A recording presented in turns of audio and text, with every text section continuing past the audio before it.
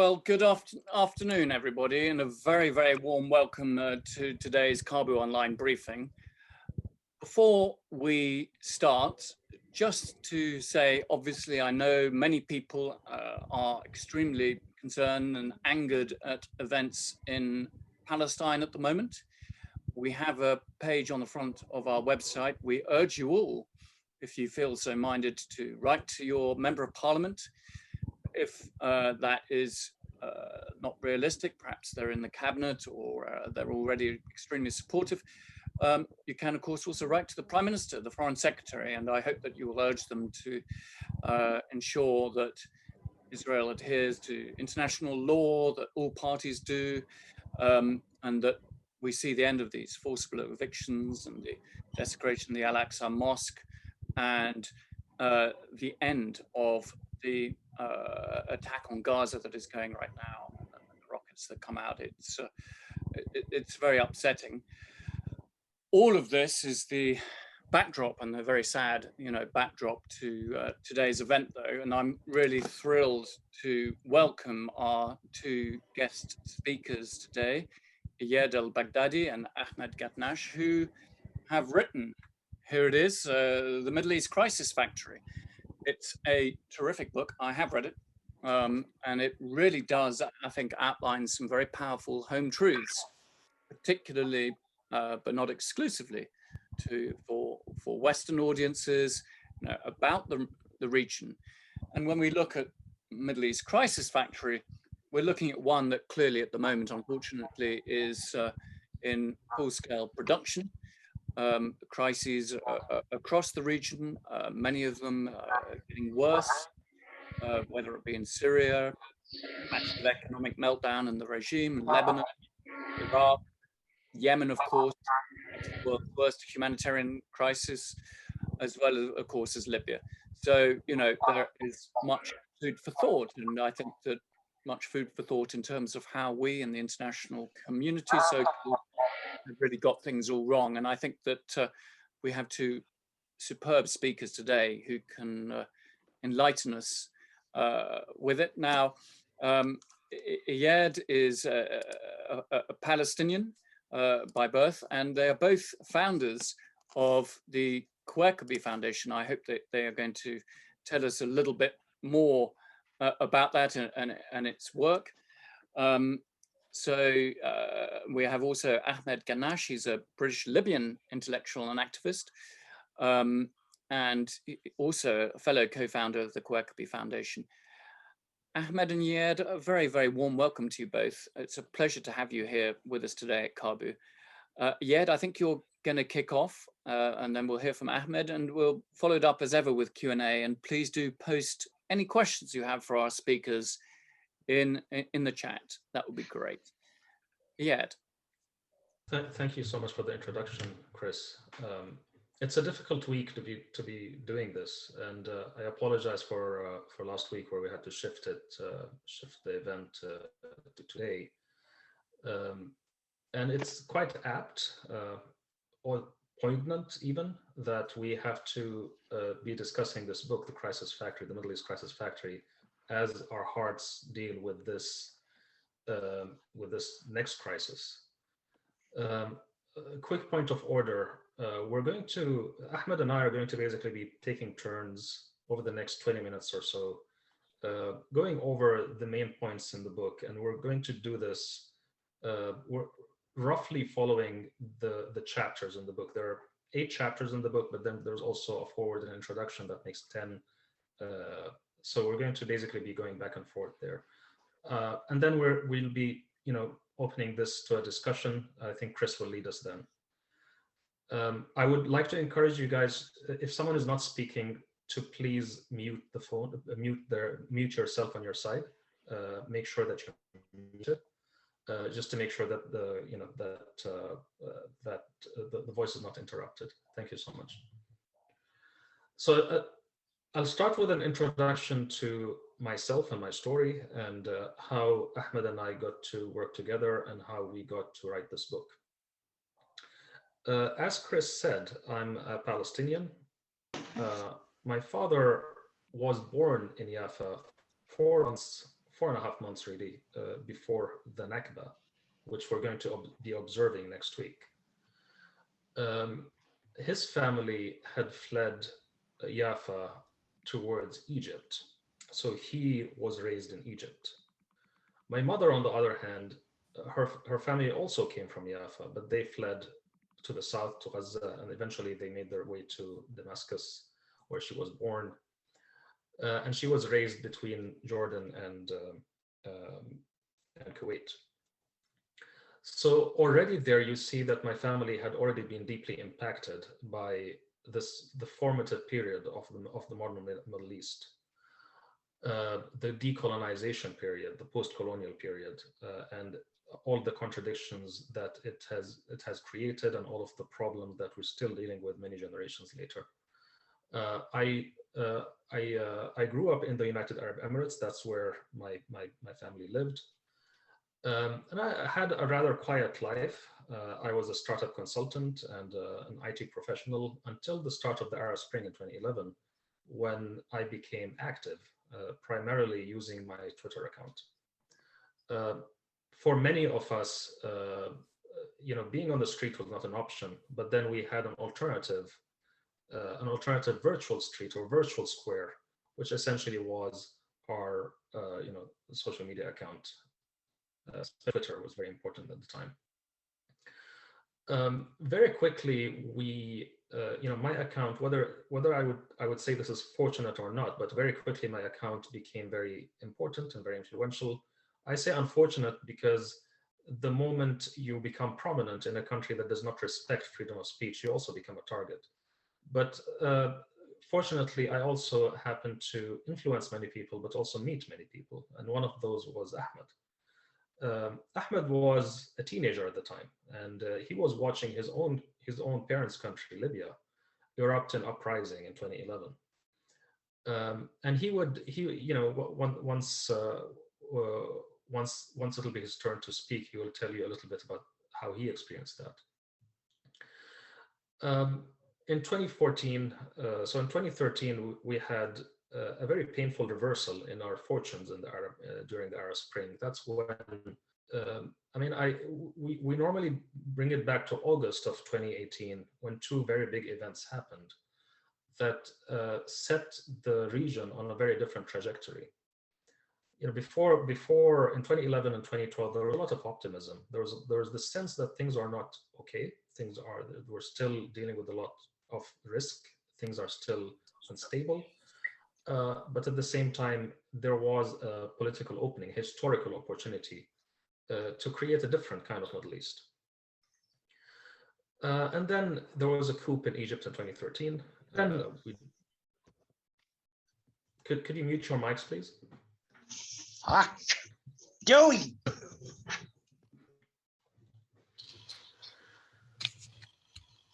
So, like I was saying, there was a coup in Egypt in 2013.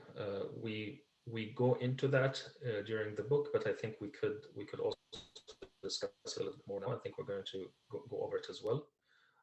But then in August of 2018, two very big events happened. There was a massacre in Egypt, the Rabaa massacre, in which over 1,000 people were killed in a single morning by the Egyptian security forces. A week later, I think exactly a week later, there was a massacre in Damascus with Assad using chemical weapons for the first time. I don't think it was the first time he uses chemical weapons, but it was the most. It was the biggest casualty figure, with again nearly 1,000 people dying in basically almost an hour. We knew the writing was on the wall. We knew what that meant. If you remember, in 2011, in May of 2011, Bin Laden was killed. But Bin Laden, we argue, had already died as an idea even before, because his theory of change was not the one that brought about the Arab Spring. The Arab Spring did not come about as the jihadists intended, as a violent struggle or as a terrorism wave. It came as a peaceful, non-violent, resilient, brave uprising. And so even though by the time we felt, this is how we received the news when Bin Laden died, we felt like, he's dead, but his idea, the idea that violence is the only way to change things, had already died before. we knew that that week, when this many people died and this much blood was spilled in such a short period of time, and when we knew that nobody is going to come to our help, the world is not going to say anything, Sisi will get away with it, Assad will get away with it, we knew that the next thing on the next phase in our history is going to be another terrorism wave, ISIS. That's exactly what happened the next year, 2014. As it happens in my own life, 2014 is when I was arrested in the United Arab Emirates and asked to leave the country. I had only ever lived in the United Arab Emirates from from my birth, really, 1977 until 2014. I was 37 years old. I was expecting a child. I was put in prison and I was told that I need to go back. And I'm like, go back where? I'm Palestinian. Are you going to liberate Palestine to send me back there? They had no answer, but eventually they put me in prison. And I knew what would have come next. They would have sent me to Egypt because I had an Egyptian travel document, had the refugees travel document. And being sent to Egypt would have meant being tortured to death, being disappeared. And so eventually I managed to basically convince them to send me to Malaysia instead, where I spent a month living in the airport, in Kuala Lumpur airport, because again, I had no documents and had nowhere to go. There was no country in the world that would accept me. Eventually, with a lot of, I don't want to get into too much of the detail, but eventually I made my way to Norway, where I was invited to speak at the Human Rights Conference, the Oslo Freedom Forum in 2014. And I applied for asylum, and I've lived in Norway ever since. I want to hand it to you, Ahmed, now to give a bit of an introduction about yourself, and maybe you can also go into how we started working together on Kawakibi Foundation.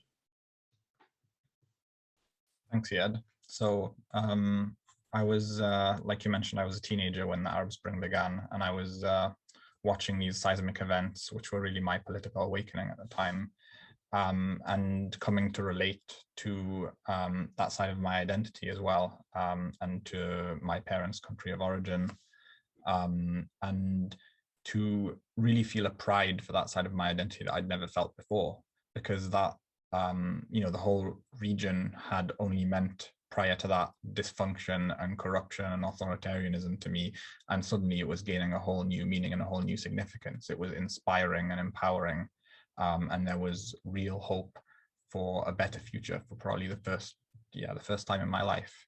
And it was in that atmosphere that we met, because in those early days, 2011 to 2013, we were talking about ideas, we were talking about the future, we were talking about change and how a better world could be built.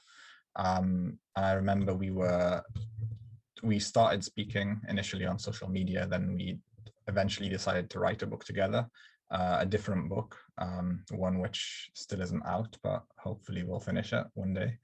The Arab Spring Manifesto, and it was a manifesto for change in the region. And we were basically speaking daily and working on this book up until you got arrested, and we continued working on it through your time,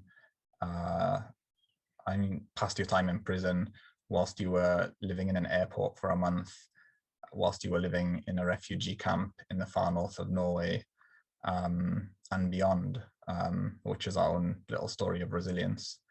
And we really wanted to compress the reasons for what happens in the MENA and the systematic injustices and inequalities that exist, and why the region is such a perpetual generator of crises.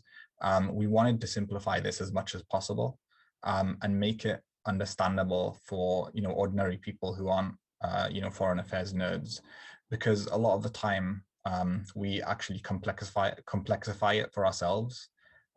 We dig into details which aren't necessarily relevant. We follow like micro news events from day to day, which can sometimes obscure the larger picture. You can't see the wood for the trees. And I really hope that clarity is something that we managed to achieve in the book. But really the core of the book, to me, is this concept of the vicious triangle. And the theory we present is basically that there is a triangle of three factors in the region: authoritarianism, terrorism, and foreign intervention. And these three different movements or trends or factors pose as opposites to each other and are in conflict, but in fact they're also symbiotic with each other. Each one presents the logic for the other two to exist and even empower themselves. So if you ever look at the justification for why a particular dictator rules with an iron fist, how he justifies it to himself and to his people and to the world, it will pretty much always be one of two things. Either in order to resist against foreign intervention and fight against foreign enemies and protect his people, or it will be to defend against extremism and to wipe out terror.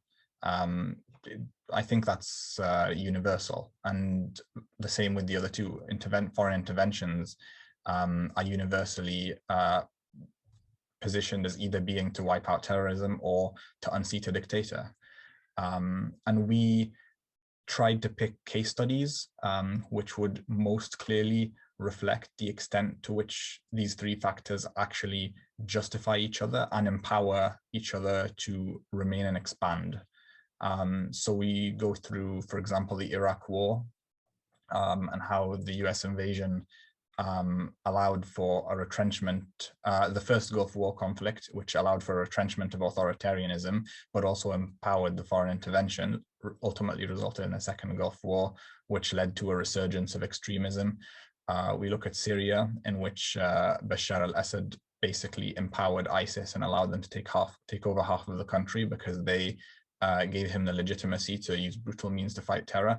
And we even, particularly topically this week, we look at the conflict in the Holy Land and how Israeli actions basically empower the most violent of their opponents, and at the same time, indiscriminate use of violence against civilians, the rocket attacks, basically empower the Israeli security establishment and allow them to legitimize their brutality to the world as being actions to fight terror. And anybody who's seen the news either in the last few days or at any point in recent history about Israel-Palestine has seen that rhetoric in action. And Netanyahu pioneered that over 4 decades ago. He's basically one of the innovators of using war on terror rhetoric. So we basically argue this framing of the vicious triangle: terrorism, extremism, and foreign intervention.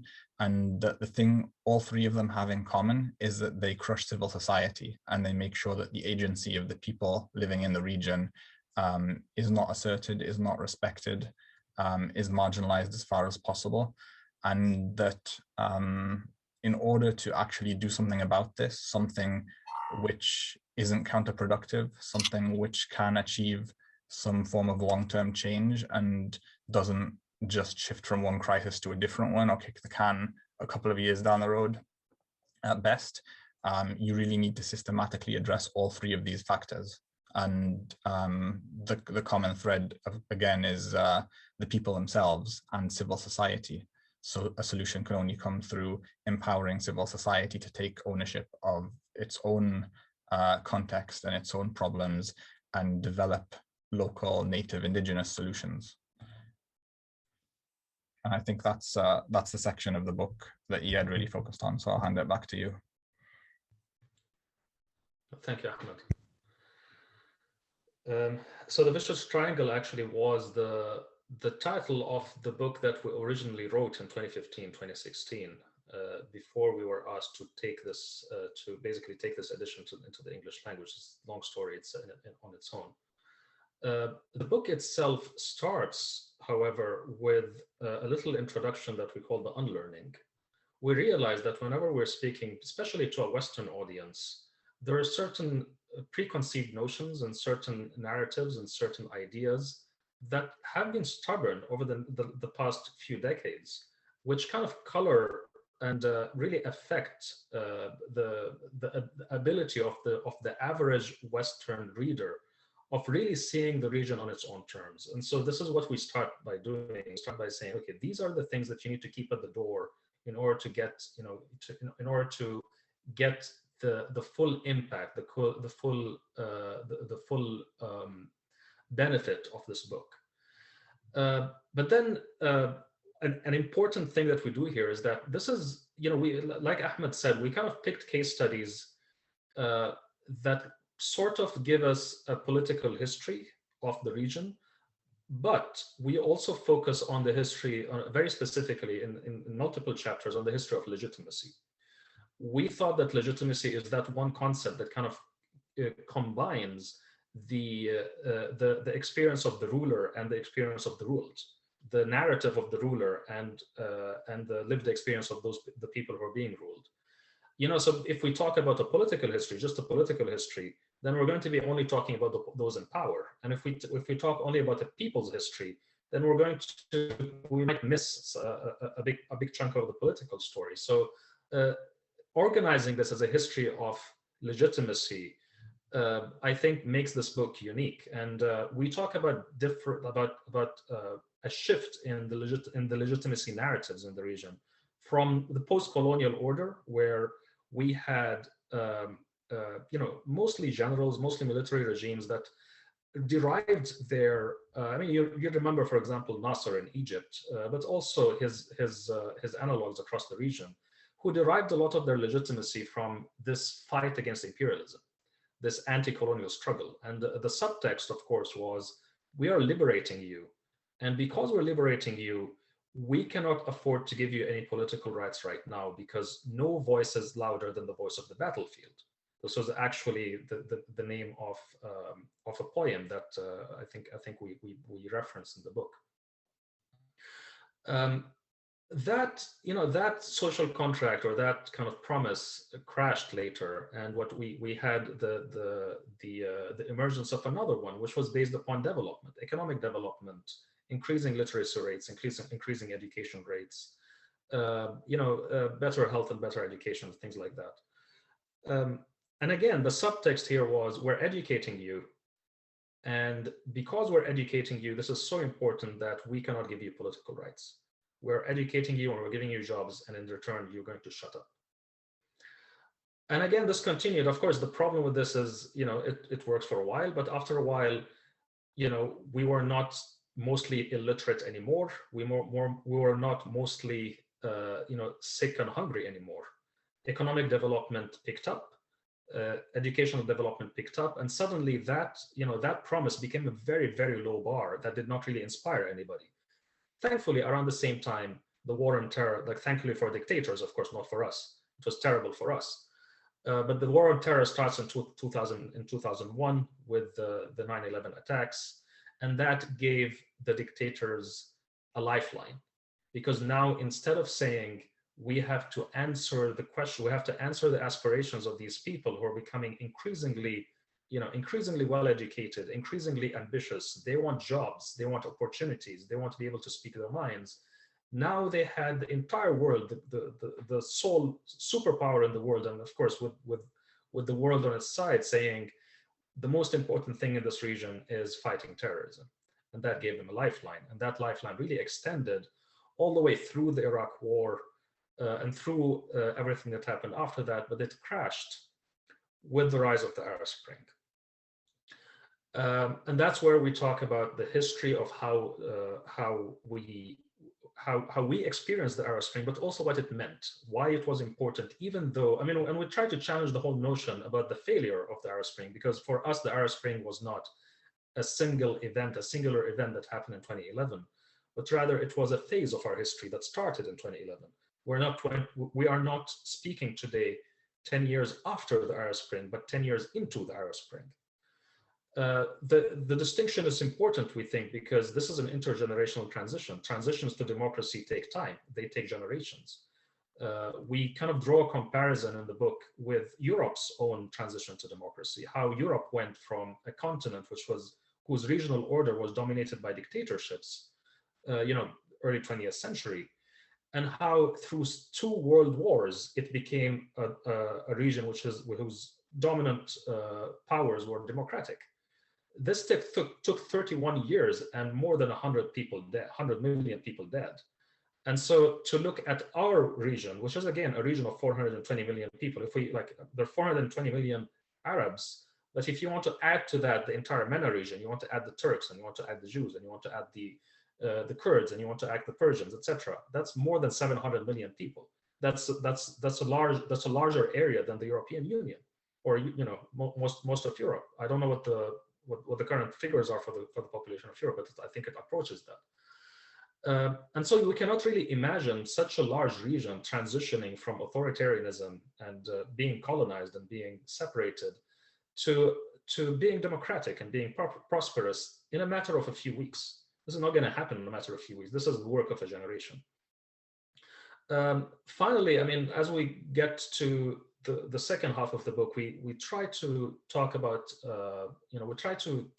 what policy can look like, what kind of strategy can look like for empowering civil society. But at the same time, I think it's important for us to emphasize that in our analysis, the main problem is not a matter of lack of political imagination. It's not that this is a problem which is impossible to solve. It's the problem really is a lack of political will. It's that nobody really has tried to make this a priority to solve. It's always a problem to be managed, never a problem to be solved. It's always a government after one Western government after the other, thinking, how do we stop this region? How do we manage this crisis, this current crisis, rather than thinking, how do we heal this region of 700 million human beings who deserve a life in dignity?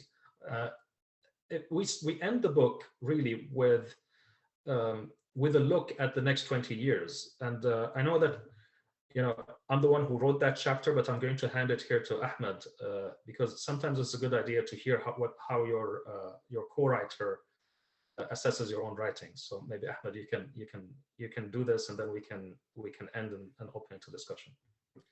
Yeah, I hope that despite the sometimes brutality of trying to say things very starkly how they are, and like people can see that and become very depressed, I hope also our hope for the future comes across, because we don't believe that these problems are insurmountable. And we don't believe that the problems won't be surmounted. We do believe that they will be surmounted within our lifetimes. And yeah, I do think it's clear that we're very hopeful of that in the book. But that's not going to happen by itself. And that requires everyone to be pulling in the same direction, whether it's human rights activists within the region, whether that's citizens of Western democracies who also have a role, whether that's politicians, whether that's non-governmental organizations. And it really does take a whole ecosystem because we're building a whole region whose exit from authoritarianism, whose exit from even the colonial era was really stunted and incomplete. And that's the thing about this. It offers so much potential that we can't help but be excited, even as we see all of the terrible and depressing things that happen day after day. And sometimes it really does take the 1,000-feet view, where you really zoom out from individual events or months or years, and you look at it on the scale of lifetimes, that you see the ultimate direction it's going to go in. And that can be, a case of looking at the emergence of a new generation in the MENA who are highly networked, incredibly highly educated, passionate, optimistic, and really determined not to take the same deal that was forced on the previous generation. Or it can be zooming out and looking on the long term at the citizens of Western democracies. The US is a very strong example now, because things which were previously unsayable on authoritarian allies in the region, or even on Israel-Palestine, are now being routinely said loudly within the halls of Congress. And there's a new generation of politicians who are being very vocal about these things. And those are the kinds of changes which it's easy to miss if you only look at the day-to-day. But I think it would be fun to take some questions now and see what everyone else thinks.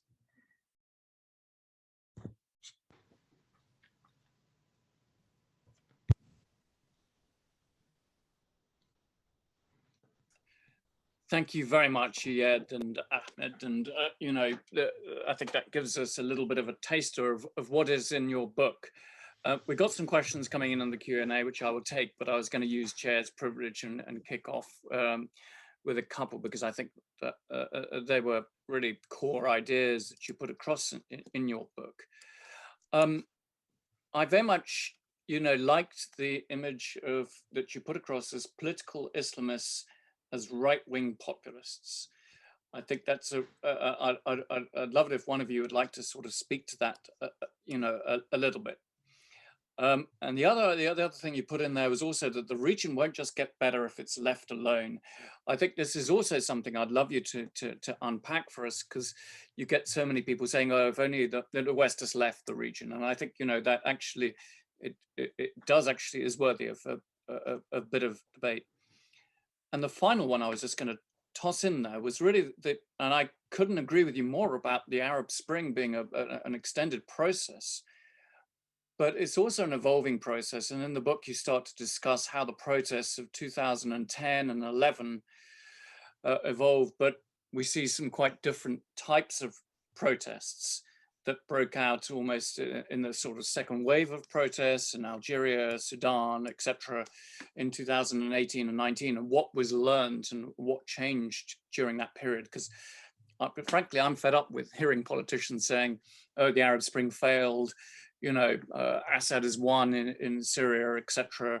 You talk about legitimacy. I remember when politicians used to say, "Oh, Assad has lost all legitimacy." Where did he get it from in the first place? So just to toss those three things out at you. Thank you, Chris. I'll take the first one, and then I'll hand it to Ahmed for the second one, and I'll see, take it from there.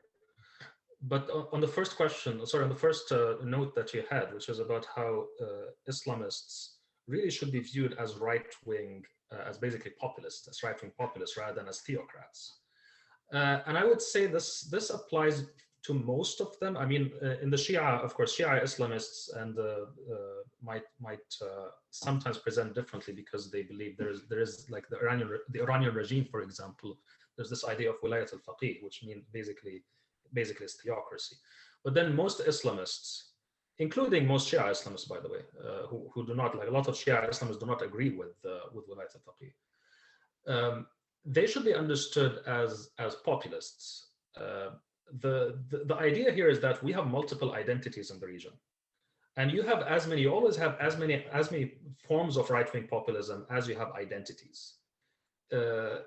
In the region, you have the native identity, Egyptian, Algerian, etc. Then you have the Arab identity, which is our common language, and then you have the Islamic identity, which is the religion of almost 90% of the population.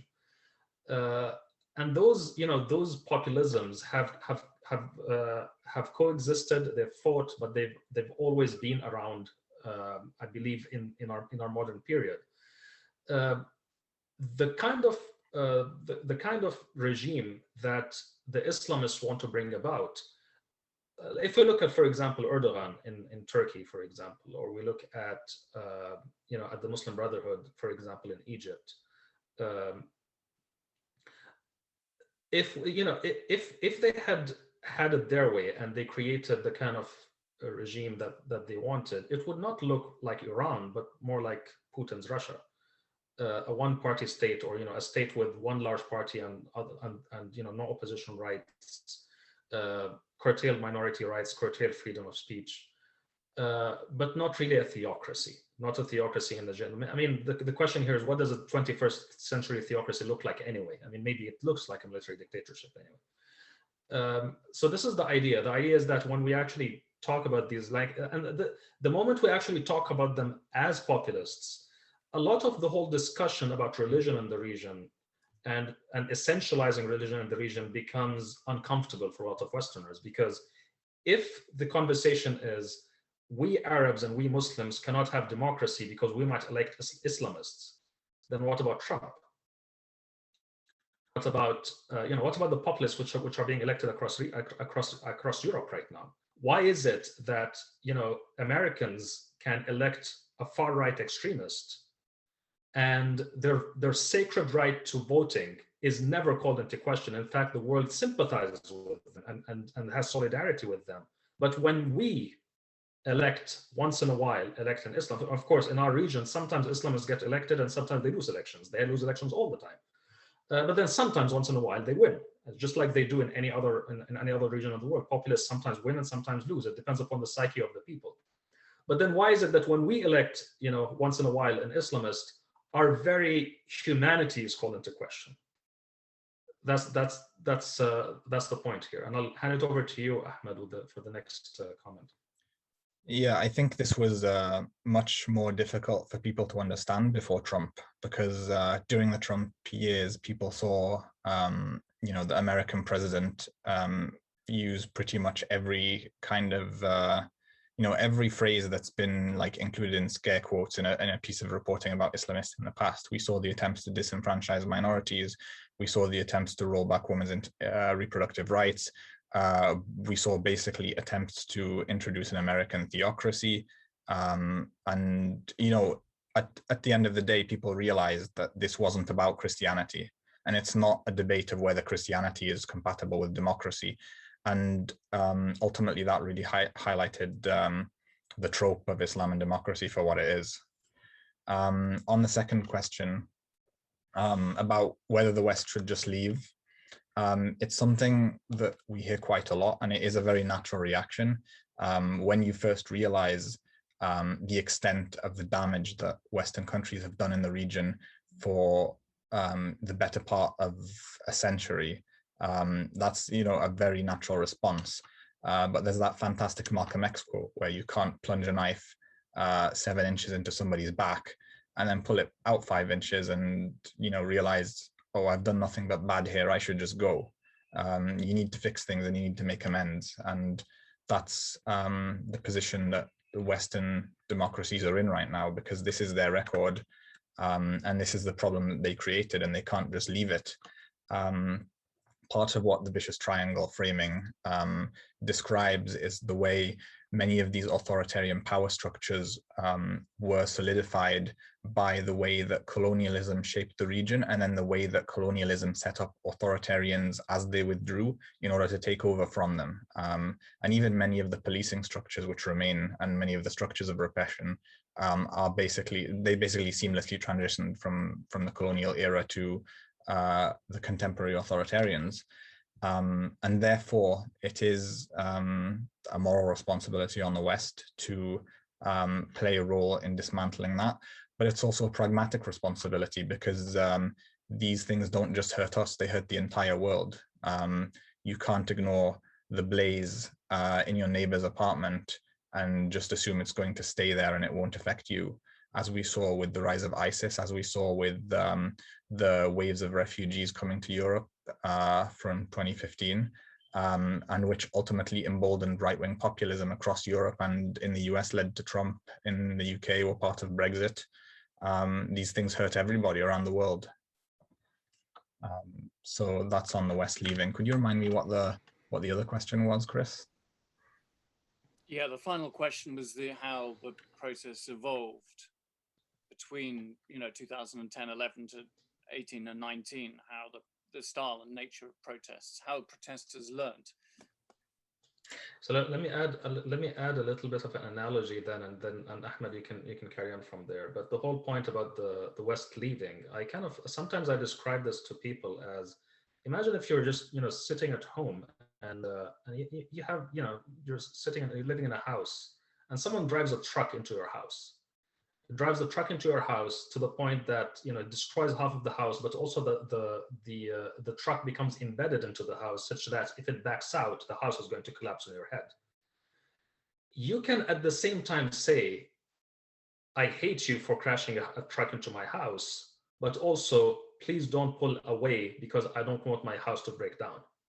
It is not a contradiction. It's just the fact that the Western countries, especially the United States, have become so enmeshed in the region that we know, for example, that they pulled out of Afghanistan, for example, and this is they have to pull out. But at the same time, we know what's going to happen. They didn't defeat the Taliban, and the Taliban might take over. The same happens, for example, with their relationship with Saudi Arabia, with their relationship with their adversarial relations, even in the region. They have changed the ecosystem, the political ecosystem of the region, to the point that every actor that supports them, and every actor, and most actors really that, even the actors that oppose them, a lot of them are bad actors. So they have really changed the whole ecosystem to the point that it becomes difficult for us to say, yeah, if you leave, things are going to be okay. you can see what happened in Syria, for example, right? Obama said, yeah, I don't want to get involved, but Putin did. And there's this whole question among Syrians, like we'd rather be free, but it's a fact that it's a very difficult choice here to say, would you rather be occupied by this imperial power or that imperial power? It's a lose-lose, really. Anyway, I'll give it to you, Ahmed, for the final comment. I mean, sometimes non-intervention is itself an active choice as well. It's not neutrality. But yeah, I got so carried away by your truck analogy that I forgot the question again. Can you remind me it? The difference between protests between 2010 and now. So we have a podcast called the Arab Tyrant Manual, where we often used to discuss these things and track them and try to join the dots between different movements across the region, and also the different strategies and tactics used by authoritarians across the region, and how they seem to be reading from the same playbook. And one of the very striking things about it is that all of these movements learned from each other. I don't think there's there are very few movements that happened in the last wave of mass protests, which was 2018 to 2020, which didn't learn from the previous wave in the middle of the decade, which themselves learned from the waves at the beginning of the decade. And that's why the last wave in Lebanon, Sudan, and Algeria were so successful. They managed to overthrow the government in Sudan. They managed to force the removal of a president in Algeria. And they were interrupted by COVID in Lebanon. But they're also highly networked. You forgot Iraq as well, which was part of that wave as well. Yeah, unfortunately, Iraq is tied up in additional dynamics because of the presence of Iran and the extent to which foreign actors are embedded within it. But they're also highly networked with movements outside the region. So you see protesters actively learning from what's happening in Hong Kong, for example, and how a very widespread but also extremely decentralized movement was able to avoid many of the previous pitfalls, because when you want to arrest someone, who do you arrest when there's nobody actually giving orders? And actually Palestine also falls into that, because the Great Return March also adopted many of those tactics. Thank you very much. Fascinating. We got a question from Bernie Howley. Bernie, are you with us? I am. Thank you so much, Iyad and Ahmed. It's such an incredibly good analysis of the situation. It's really, really useful. Thank you. You mentioned empowering civil society to help come to grips with the issues. But to me, that sounds, given how fragmented civil society is right the way across the Middle East, it strikes me as an incredibly difficult thing to do. I haven't read your book yet, I'm ordering it, and you talk about strategy, you mentioned that you write about strategy and ideas in the book, but how could such a goal be achieved, on the ground? I just wonder if you've got any ideas. Right, I'm going to take one more question, and then you both can come. Jonathan Campbell-James had a question. Yes, it's on the same lines, actually. What should be the immediate target of a movement seeking to break the effects of this triangle? Thank you. Thank you. I'm gonna make an attempt, and then I'll hand it over to you, Ahmed, and you can give your take. So this is kind of why we've been doing activism around these same topics for a decade now, and we have an organization or foundation that we hope to carry this forward, and we're very forward leaning. We're looking at the next 20 years, not at just fixing some of the problems. Look, the civil society space is a few years ago, the entire conversation was about how the space is shrinking. The shrinking space happened, a lot of the shrinking space happened after 2014 with the rise, basically with the return of the war and terror kind of framing of the region, with the rise of ISIS. And it intensified and got worse during the Trump years. The Trump years, of course, were terrible. but in a certain way, maybe we can talk a little bit about that as well. In a certain way, they went too far and they woke up enough people that there's enough of a backlash against them. The civil society space has kind of shifted online, but a lot of the activism right now is really being done by people in the diaspora. There's been a certain limitation to many among really many of the international organizations, even governments, and even funders, where they'd rather fund people on the ground. But then if you fund people on the ground, sometimes immediately they get arrested, their bank accounts gets frozen. They can't really work on the ground. They get, in fact, the moment they try to become active, it's almost them inviting prison.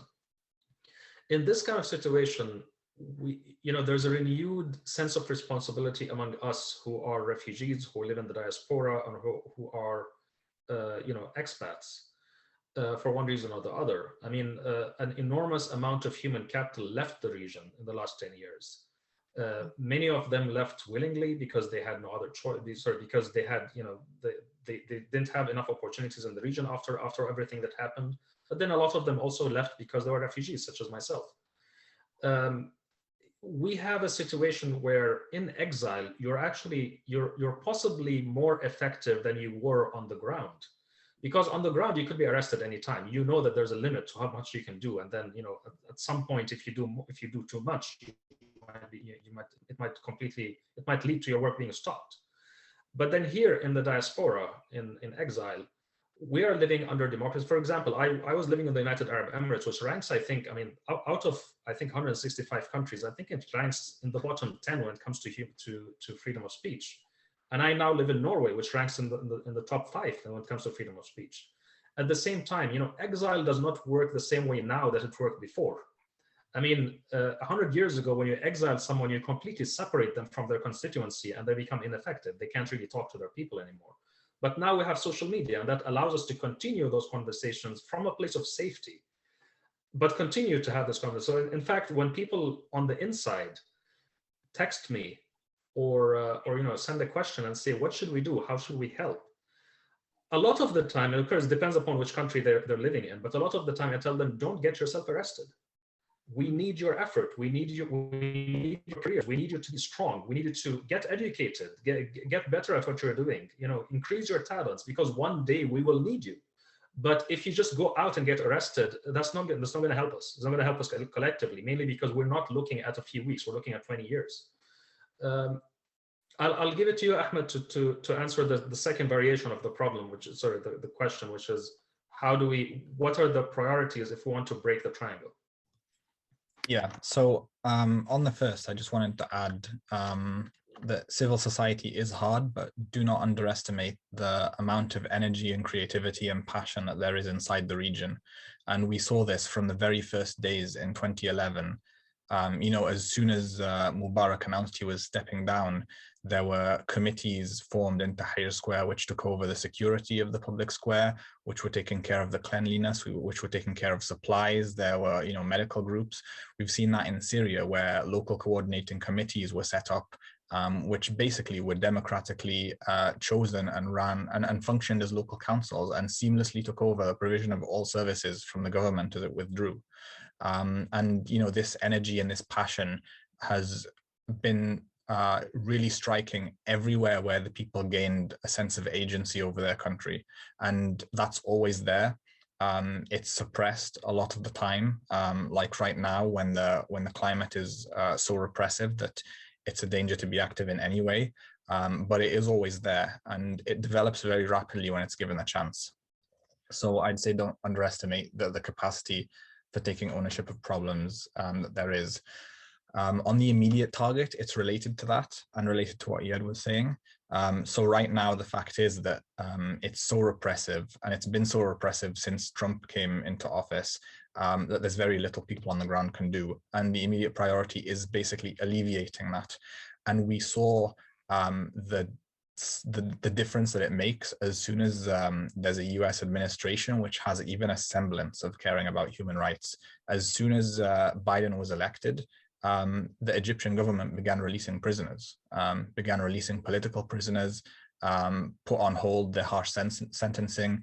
Saudi Arabia released Lujain al-Hadlul to house arrest rather than being held in a dungeon, as you know, shows of like attempts at reconciliation and attempts not to make the situation worse, because they did feel threatened by what could possibly come of a major Western government which could take actual measures in support of human rights. I should make a quick correction, Ahmed. It was Bahrain that released prisoners. Egypt actually did the opposite. It actually, tightened its prisoner laws even more. But I digress. Continue. So basically, the priority right now is to expand that pressure outside the region and force the dictators into compromises and force them to take a step back, and to reduce the repression such that people on the ground can do some work, even if it's on the less risky causes. I mean, the way that I would say it really is that the priority is always free speech. If you allow people to speak freely, they will liberate themselves. Right, we have a couple more questions for you. One from Colm Ryder. Colm.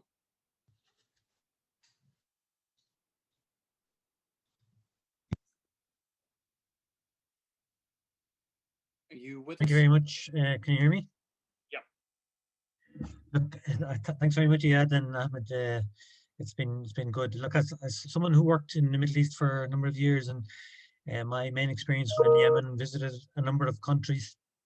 It's always difficult to look back. I look at friends that I made then who were very active back in the 70s and the 80s, and who have retrenched and who've gone quite shall we say religious. They've gone right wing, as one might say populist. But the question I really want to ask was in relation to looking at the Middle East overall, and you do paint. I mean, the picture is not all negative, as you say. There's quite a deal of people, particularly in the diaspora, who are working to change things. Of all of the countries that you would looking around the Middle East, is there any that you would regard as making advances in human rights and political participation that we could see as maybe becoming beacons? Thank you. And we've got a question from Robert Tolmash. I don't know if I pronounced your name right, sir. That's correct. I was just curious to see what you think about oil, because Western corporations are deeply involved with and implicated in so many of the Middle Eastern regimes, and I just wonder how that's going to be overcome. I think. Thank you for the question. I think, Ahmed, maybe you can take the first one. I'll take the second one. Yeah, so I continue to be really inspired and deeply hopeful about Tunisia. It's not a simple story because there are steps forward and steps backward. Recently, there have been steps backward in terms of freedom of speech and police powers. But the fact is, it's the only country in the region which is actually an electoral democracy now.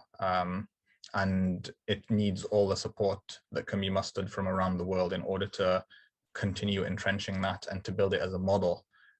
Because what we desperately need is models for other countries to follow as they manage to overcome their authoritarians, so that there's not a return back into authoritarianism as there was in Egypt. So Sudan needs a model right now.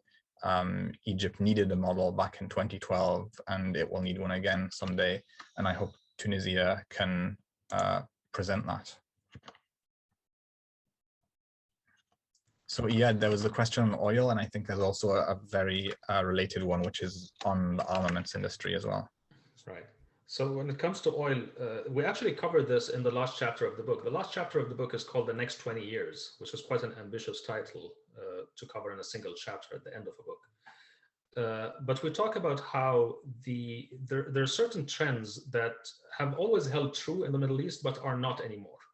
The world, so the oil really came into play from middle of the 20th century, but it really picked up with the invention, I would say, the invention of the petrodollar in the early 1970s, which created this symbiosis between American influence, oil, and the dollar, and the American defense industry. This is where it comes in, because America could essentially, it needed an army, it needed that big army in order to defend the oil, but it also could afford that big army because of the oil. So it became kind of a cycle there. This system, however, kind of weakened after 2008, after the 2008 crisis, after the 2008, the Great Recession. But then a very important shift is happening now, because the world is moving away from oil. The world is starting to come to grips with the fact that we put too much carbon into the atmosphere. We have a climate crisis, and we're going to spend the next 2 or 3 generations trying to deal with what we did in the last 100 years, with how the amount of carbon that we put into the atmosphere. And so the priority is going to be going away from fossil fuels. And the fact is that for the system to work, we don't just need oil, we need cheap oil. Oil is never going to be cheap again. I mean, it's never going to reach the level, it's never going to be at the levels that it was 10 years ago. It's always like, from this point, it's going to fluctuate up and down, but the trajectory generally is that it's going to become more expensive. At the same time, the most important, the nations that the single nation that relied upon this oil the most, which is the United States, has become self-sufficient in oil. In fact, I think it was last year that for the first time, I think there was a month in 2020 that the US did not order any oil from Saudi Arabia. And there was some kind of milestone in 2020, I can't remember the exact date, where the United States was exporting more oil. It was exporting more oil than Saudi Arabia. Basically, more refined products than Saudi Arabia. I don't remember the exact date, but basically, we are at this point where the old system, what had held true for a very long time, does not hold anymore.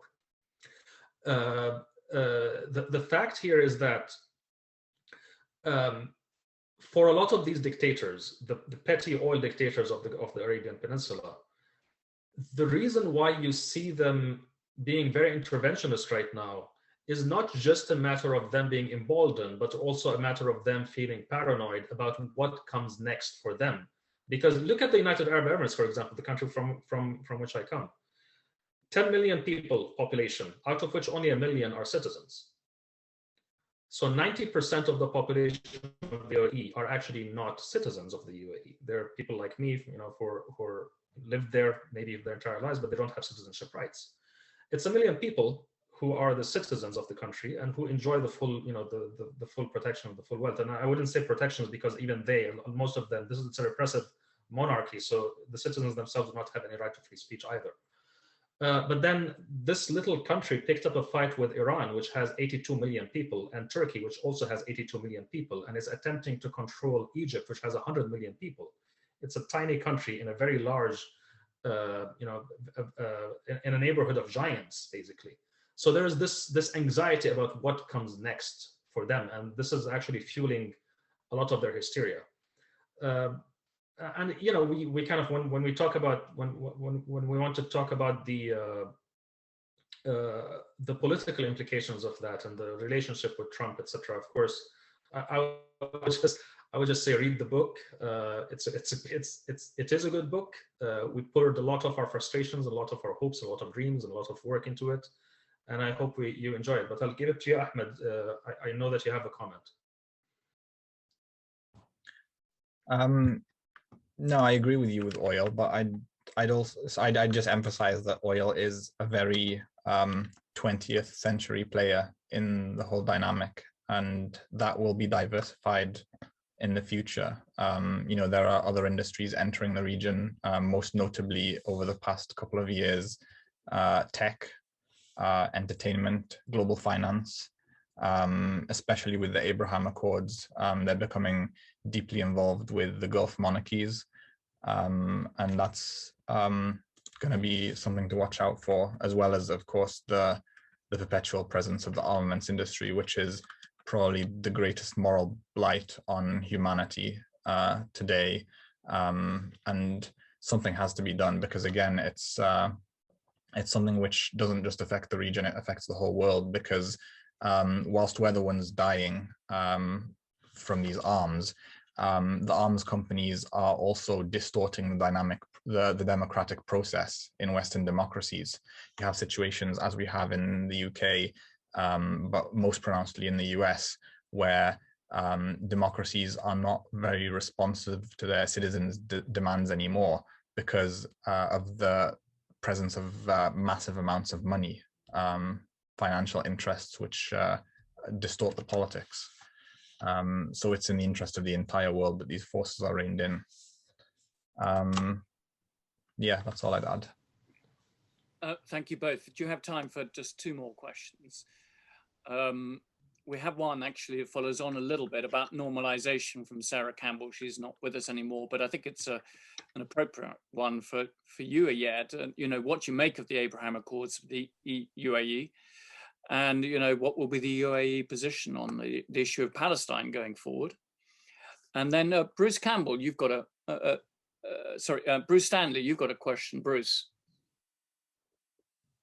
I've gotten really tired of the politics of domination that comes from national sovereignty. And to me, as I look at around the world, it's a fundamental problem. We've got to get away from 19th century thinking about how politics and sovereignty works. And the Middle East suffers in particular from that problem in addition to the ones that you've identified. Thank you, Bruce. And I actually I was nodding because I completely agree with you. If we have a MENA of dueling nationalisms, it's going to always be a zero-sum game. There's always going to be winners and losers. And honestly, it's going to be a game that nobody can win. And we actually touch upon that again in the book, in the final chapter of the book, in which we need a MENA that transcends nationalisms. So long we root our identity in closed nationalism, we're not going to have a solution. So this is part of the evolution of identity. We need an evolution of identity as well. But to answer the first question about the UAE and normalization agreements, and I think the introduction, what I just mentioned about the UAE being a very small country kind of tells you a little bit about, it kind of partially answers the question. The UAE is anxious about its future, and for this reason, it needs allies, and it knows that it can no longer rely upon the United States. Like we saw, I mean, back to the question about oil. In 20, I believe it was 2020 or 2029, I can't remember, but there was an attack on oil facilities in Saudi Arabia. And you'd think that a very important, the single most important oil facility in the world was attacked by Iranian drones in Saudi Arabia. You'd think that had this happened 20 years ago, like half the American Navy would be in the Persian Gulf by now, but then that didn't happen. America will no longer move half its army across the world to protect Saudi Arabia anymore. It's not going to happen again. And they know that, and they're very anxious about that. And that's what's driving really the normalization here. But I want to actually shift it to another power in the region, which is the Israelis themselves and how they perceive their future. Keep in mind, of course, that Israel itself was created in the long shadow of the Holocaust. So there's a tremendous amount of international support for the creation of Israel and for the survival of Israel because of this sense that, you know, we failed, Europe's sense basically, or the Western world's sense that we failed the Jews and we need to support them. Of course, unfortunately, this you know, I say this all the time, and I hope that I'm saying it with humility and with sensitivity, but it was Europe that did this to the Jews. But then we the Palestinians were convicted to do the time. Europe did the crime and we're doing the time. We are being taken as the, you know, we are held up here as the quarry from which restitution is to be mined. Even though it was not us who did this. I mean, it was not us who, we had, of course, Netanyahu always tries to create a Palestinian link to the Holocaust, but of course that's spurious. But then if you look at Israel now, Israel, when it was founded, it was a highly sophisticated population. It was European, basically European population with European minds, educated, with a lot of, with also with a lot of, European weapons, in a region which was very underdeveloped. I think around the same time, 1948, I think there was a UNESCO report about the level of education in the region. And it was surprisingly low. I think there's some countries in the region, less than 5% of people could read and write. I think in Saudi Arabia, less than 1% of women could read and write at around the same time. We didn't have countries. We didn't have governments. We didn't have, like, a lot of our countries were actually still under colonialism. Fast forward to now, 70 years later, we're as educated as they are. Some of us at least are. I mean, it's still kind of touch and go. This is a region, again, of 420 million Arabs and 6.5 million Israeli Jews. You have a region where most of those Arabs are, I mean, of course, remembering, of course, Bruce's comment about nationalism, and definitely me and Ahmed are not, we don't root our solidarity in nationalism, and we believe in a manner which is bigger than those nationalism. But no, those nationalism, unfortunately, those identities exist, and those, nationalism is different from identity, I believe. Nationalism is the weaponization of identity, but identities will always exist. And it is a fact that a lot of the hundreds of millions in the region, they actually see themselves as part of one identity.